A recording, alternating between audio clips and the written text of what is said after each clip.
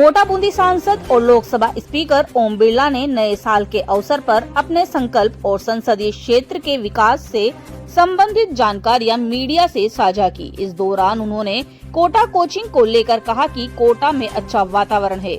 कोटा में पढ़ने वाले बेटा बेटी देश और दुनिया में नेतृत्व कर रहे हैं। कोचिंग और एजुकेशन की संभावना पर काम चल रहा है। कुछ ही दिनों में और बेहतर परिणाम निकलेंगे। बिरला ने कहा कि कुछ गलतफहमी की वजह से कोटा का वातावरण खराब किया गया था। उन्होंने कहा कि मेरा मानना है कोटा में कोचिंग करने आने वाले हर बच्चे को यहाँ के परिवार अपने बेटे बेटी की तरह परवरिश करते हैं। इसीलिए देशवासियों का आह्वान है कि वह कोटा में बच्चों को भेजे। कोटा में अच्छे संस्कार मिलेंगे और अच्छी शिक्षा मिलेगी। कोटा का प्रशिक्षण ही दुनिया में नेतृत्व करने वाला बनाता है। मेरा कोटा ही नहीं पूरे देश की जनता का मानना है कि कोटा एक सुरक्षित शहर है। कोटा में आध्यात्मिक माहौल है व शैक्षणिक वातावरण भी अच्छा है। विद्यार्थी यहाँ पर आए और भविष्य की आकांक्षाओं को पूरा करें। पर्यटन पर चर्चा करते हुए कहा कि बाराबूंदी, झालावाड़ और कोटा में पर्यटक बढ़े, इसके प्रयास उन्होंने किए हैं। यहाँ पर अच्छे अभयारण्य भी विकसित हो जाएंगे। मुकुंदरा हिल्स टाइगर रिजर्व की बात करते हुए उन्होंने कहा कि रामगढ़ विषधारी टाइगर रिजर्व में ज्यादा पोटेंशियल है। महाराष्ट्र व मध्य प्रदेश में क्लियरेंस आने के बाद 5 टाइगरों को शिफ्ट भी किया जाएगा। रिवर फ्रंट का भी प्रमोशन किया गया है। हाड़ौती में पर्यटन के लिए दुनिया के बड़े स्केल्ट होल्डर और ट्रेवल्स को बुलाकर चर्चा भी की जाएगी। राष्ट्र के लिए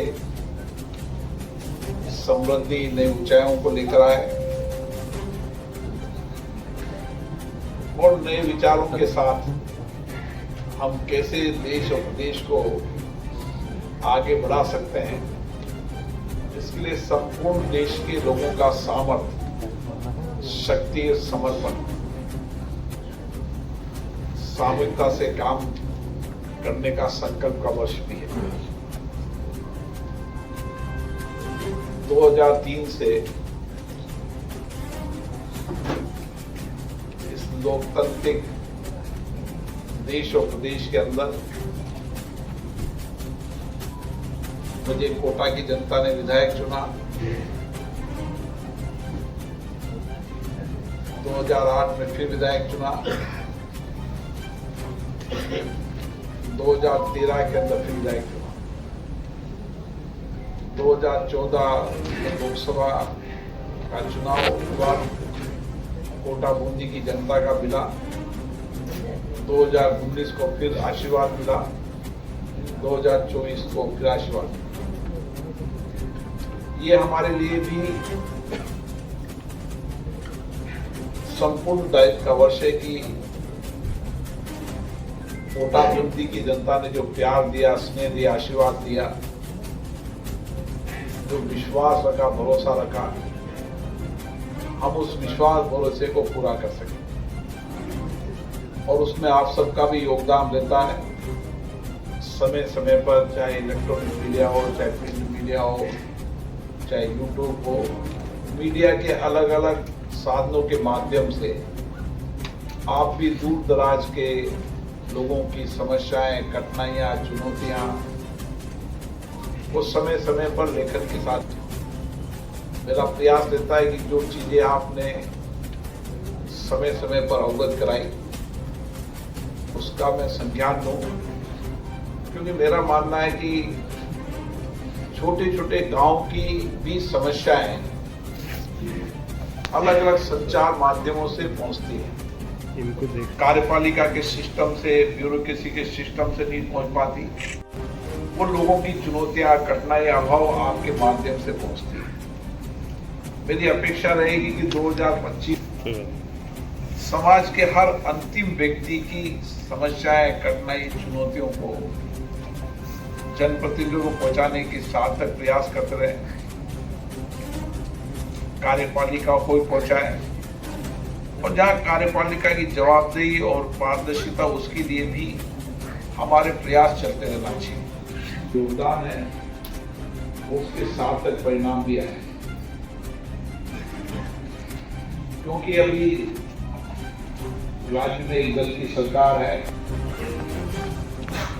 लोगों की अपेक्षाएं भी है, आकांक्षा भी है और मेरी जिम्मेदारी भी बनती है और मेरी कोशिश रहती है कि आपसे समय समय पर चर्चा करता रहूं, संवाद करता रहूं, ताकि जो जनता के विचार हैं वह विचार कुछ कोटा के महत्वपूर्ण मुद्दों बहुत वर्षों से अटके हुए हैं। मेरा मानना है कि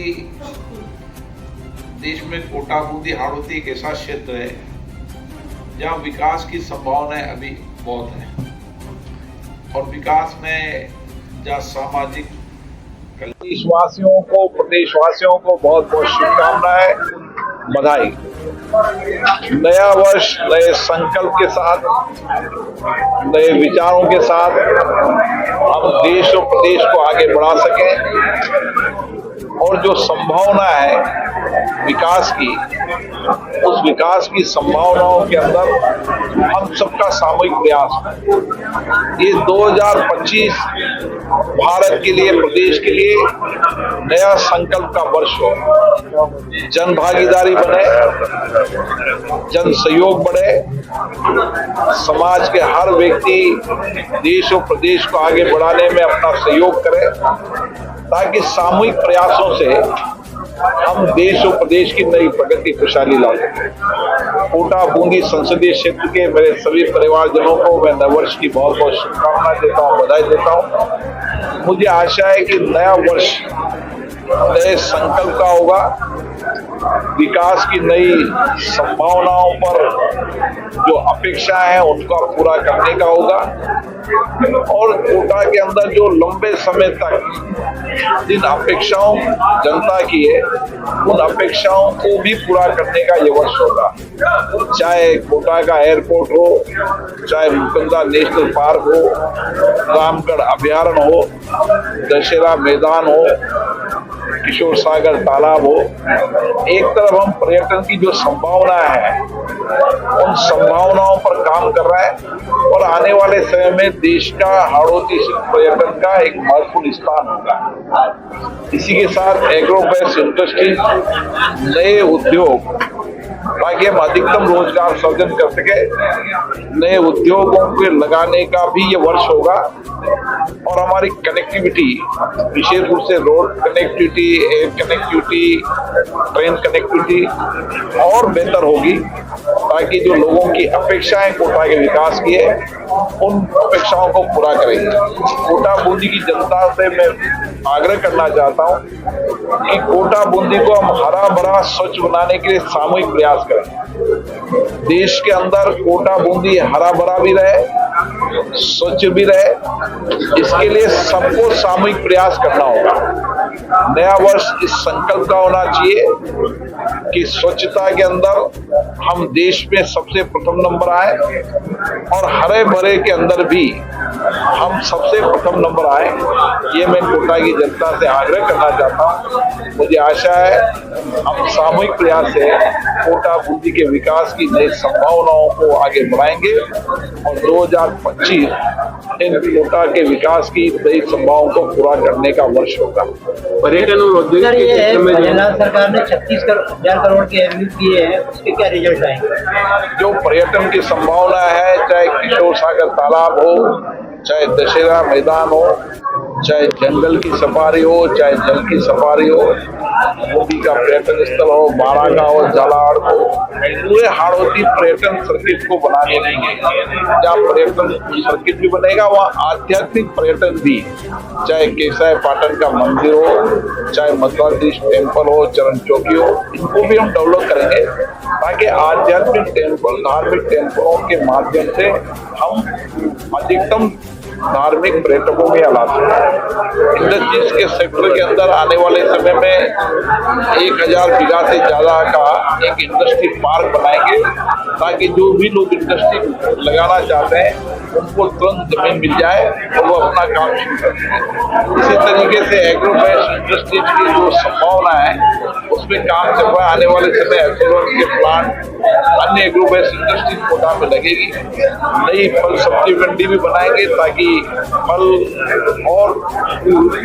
और हमारी सब्जियों के लिए भी एक बड़ा बाजार हाड़ोती बन सके, सारी संभावनाओं पे काम कर रहा है और मुझे लगता है कि 2025 में इन सारी चीजों में काम शुरू होता है। स्पीकर साहब, कोटा महोत्सव जो रहा है इस पर अच्छी परंपरा है, इस वर्ष हर वर्ष करेंगे और अगली बार हम देश के जितने भी ट्रेवल एजेंट हैं उनको भी यहाँ बुलाएंगे और बेहतर कार्यक्रम के माध्यम से देशी विदेशी पर्यटकों को यहाँ लाएंगे ताकि हमारे पर्यटन के स्थलों को देख के उनके प्रयासों से और पर्यटक कोटा पहुंच पाए। कोचिंग को लेकर बड़ी कोचिंग के बारे में चिंता की, मुझे लगता है कि जो कोटा का एक अच्छा वातावरण है, कोटा में जो पढ़ने वाला बेटा बेटी आज देश और दुनिया के अंदर नेतृत्व कर रहा है, उन कोचिंग और एजुकेशन के अंदर जो भी संभावना है उन पर काम चल रहा है। मुझे लगता है कि कुछ दिनों में और बेहतर परिणाम होंगे। कुछ गलतफहमी की वजह से कि वातावरण खराब किया था, मेरा मानना है कोटा में हर बेटा बेटी को, हर परिवार का व्यक्ति अपना बेटे बेटी की जिंदगी में प्रवेश करना, और इसीलिए मेरा देशवासियों का आह्वान है कि वो कोटा में भेजें। कोटा में अच्छे संस्कार मिलेंगे, अच्छी शिक्षा मिलेगी, गुणवत्तापूर्ण शिक्षा मिलेगी और यहाँ पढ़ने वाला बेटा देश और दुनिया के अंदर नेतृत्व करेगा। पहली बार ऐसी नौबत आई। उससे मेरा कोटा नहीं पूरे देश की जनता का आह्वान है कि कोटा एक सुरक्षित भी है और कोटा में एक आध्यात्मिक एक अच्छा शैक्षणिक वातावरण भी है और यहाँ पर एक अच्छा सर्वश्रेष्ठ शिक्षा का वातावरण भी है और सर्वश्रेष्ठ शिक्षा प्रशिक्षण भी यहाँ दिया जाता है और विद्यार्थी यहाँ आए ताकि वो अपनी भविष्य की आकांक्षाओं को पूरा कर पाएंगे।